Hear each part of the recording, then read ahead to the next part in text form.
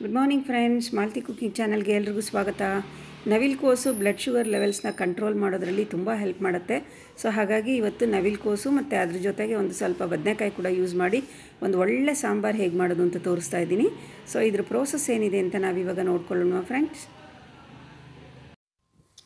ನಾನಿವಾಗ ಫಸ್ಟು 2 ನವಿಲುಕೋಸು ತೊಗೊಂಡಿದ್ದೀನಿ. ನವಿಲುಕೋಸನ್ನ ಇವಾಗ ಹೆಚ್ಕೊಳ್ಳೋಣ. ಇದರಲ್ಲಿ ಹೆಚ್ಚಿನ ವಿಟಮಿನ್ಸ್, ಮಿನರಲ್ಸ್, ಫೈಬರ್ ಎಲ್ಲ ಇರೋದ್ರಿಂದ ಡೈಜೆಷನ್ಗೆ ಹೆಲ್ಪ್ ಮಾಡುತ್ತೆ. ಇಮ್ಯುನಿಟಿ ಬೂಸ್ಟರ್ ಕೂಡ ಹೌದು ಇದು. ಹಾಗೆ ವೆಯ್ಟ್ ಮ್ಯಾನೇಜ್ಮೆಂಟ್ಗೆ ಕೂಡ ಇದು ಹೆಲ್ಪ್ ಮಾಡುತ್ತೆ. ಹಾಗೆ ಒಂದು 1/4 kg ಬದನೆಕಾಯಿ ತೊಗೊಂಡು ಅದನ್ನು ಕೂಡ ಹೆಚ್ಕೊಳ್ತಾ ಇದ್ದೀನಿ. ಅದು ಕೂಡ ತುಂಬಾ ಮೆಡಿಸಿನಲ್ ವ್ಯಾಲ್ಯೂಸ್ ಇರೋವಂಥದ್ದು ಬದನೆಕಾಯಿನಲ್ಲಿ ಕೂಡ.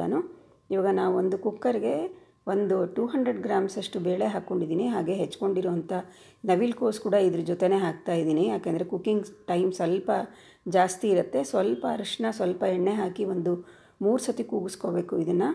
ಹಾಗೆ ಇವಾಗ ಒಂದು ಕಡಾಯಿ ಇಟ್ಕೊಂಡು ನಾನು ಸ್ವಲ್ಪ ಎಣ್ಣೆ ಹಾಕ್ಕೊಂಡಿದ್ದೀನಿ. ಅದಕ್ಕೆ ಸಾಸಿವೆ, ಮೆಂತ್ಯ, ಇಂಗು, ಕರಿಬೇವು ಹಾಗೆ ಒಂದು 2 ಇದು ಈರುಳ್ಳಿನ ಹೆಚ್ಚಿಟ್ಕೊಂಡಿದ್ದೀನಿ. ಆ ಈರುಳ್ಳಿ ಹಾಕ್ಕೊಂಡು ಸ್ವಲ್ಪ ಒಂಚೂರು ಅದನ್ನು ಎಣ್ಣೆಯಲ್ಲಿ ಬಾಡಿಸ್ಕೋಬೇಕಾಗತ್ತೆ.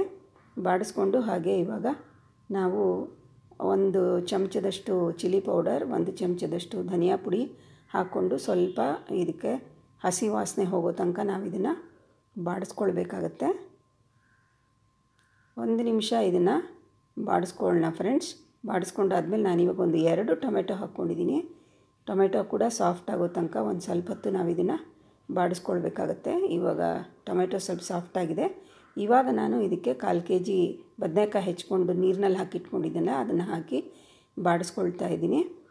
1 ನಿಮಿಷ ಇದನ್ನು ಬಾಡಿಸ್ಕೊಂಡ್ಮೇಲೆ ಇದಕ್ಕೆ ಎಷ್ಟು ಬೇಕೋ ಅಷ್ಟು ಉಪ್ಪು ಹಾಕ್ಕೊಳ್ಳೋಣ. ಈಗ ಉಪ್ಪು ಹಾಕ್ಕೊಂಡು ಇದನ್ನು ಸ್ವಲ್ಪ ಹೊತ್ತು ಒಂದು 2 ಮಿನಿಟ್ಸು ಇದನ್ನು ಚೆನ್ನಾಗಿ ನಾವು ಎಣ್ಣೆನಲ್ಲೇ ಬಾಡಿಸ್ಕೊಳ್ಳೋಣ. ಇದಾದಮೇಲೆ ನಾವು ಒಂದು ಸ್ವಲ್ಪ ಹುಣಸೆ ಹಣ್ಣಿನ ರಸ, ಅಂದರೆ ಒಂದು ಚಿಕ್ಕ ನಿಂಬೆಹಣ್ಣಿನ ಗಾತ್ರದಷ್ಟು ಹುಣಸೆ ಹಣ್ಣು ನೀರಿನಲ್ಲಿ ನೆನೆ ಹಾಕ್ಕೊಂಡು ಅದನ್ನು ಹಿಂಡ್ಕೊಂಡು ಹುಣಸೆ ಹಣ್ಣಿನ ರಸ ಮಾಡ್ಕೊಂಡಿದ್ದೀನಿ. ಅದನ್ನು ಹಾಕಿ ಸ್ವಲ್ಪ ಹೊತ್ತು ಈ ಹುಣಸೆ ಹಣ್ಣಿನ ರಸದಲ್ಲಿ ಬದನೆಕಾಯಿನ ನಾವು ಬೇಯಿಸ್ಕೊಳ್ಳೋಣ. ಇವಾಗ ಕುಕ್ಕರು ಕೂಲಾಗಿದೆ. ಇದರಲ್ಲೇ ಬೇಳೆ ಹಾಗೂ ನವಿಲುಕೋಸು ಏನು ಬೇಯಿಸ್ಕೊಂಡಿದ್ದೀನಿ ಅದನ್ನು ಹಾಕ್ಕೊಂಡು ಕುಕ್ಕರ್ ತೊಳೆದಿರೋ ನೀರು ಕೂಡ ಹಾಕೋತಾ ಇದ್ದೀನಿ. ಹಾಕ್ಕೊಂಡು ಇದಕ್ಕೆ ಬೇಕಾಗಿರೋಷ್ಟು ಉಪ್ಪು ಹಾಕಿ ಚೆನ್ನಾಗಿ ಇದನ್ನು ನಾವು ಮಿಕ್ಸ್ ಮಾಡ್ಕೊಳ್ಳೋಣ.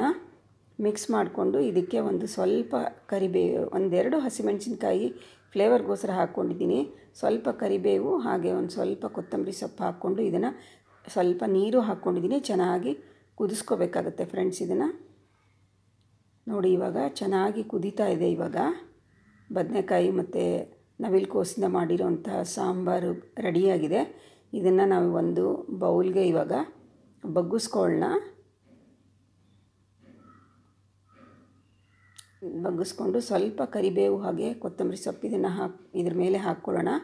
ಹಾಕ್ಕೊಂಡ್ರೆ ಬಿಸಿ ಬಿಸಿಯಾಗಿರುವಂಥ ನವಿಲುಕೋಸು ಮತ್ತು ಬದನೆಕಾಯಿ ಸಾಂಬಾರು ರೆಡಿಯಾಗಿರುತ್ತೆ. ತುಂಬಾ ಟೇಸ್ಟಿಯಾಗಿ ತುಂಬ ಚೆನ್ನಾಗಿರುತ್ತೆ. ಎಲ್ಲದಕ್ಕಿಂತ ಬದನೆಕಾಯಿ ಮತ್ತು ನವಿಲುಕೋಸು ಎರಡೂ ಕೂಡ ಮೆಡಿಸಿನಲ್ ವ್ಯಾಲ್ಯೂಸ್ ಇದ್ದು ದೇಹಕ್ಕೆ ತುಂಬ ಒಳ್ಳೆಯದು. ಹಾಗೆ ಬ್ಲಡ್ ಶುಗರ್ ಲೆವೆಲ್ಸ್ನ ಕಡಿಮೆ ಮಾಡೋದ್ರಲ್ಲಿ ಎರಡೂ ಹೆಲ್ಪ್ ಮಾಡುತ್ತೆ. ಹಾಗೆ ವೆಯ್ಟ್ ಲಾಸು ಕೂಡ ಹೆಲ್ಪ್ ಮಾಡುತ್ತೆ. ನಿಮ್ಗೆ ಇಷ್ಟ ಆಯಿತು ಅಂದರೆ ಇದನ್ನು ಲೈಕ್ ಮಾಡಿ, ಶೇರ್ ಮಾಡಿ, ಕಮೆಂಟ್ ಮಾಡಿ, ಸಬ್ಸ್ಕ್ರೈಬ್ ಮಾಡಿ.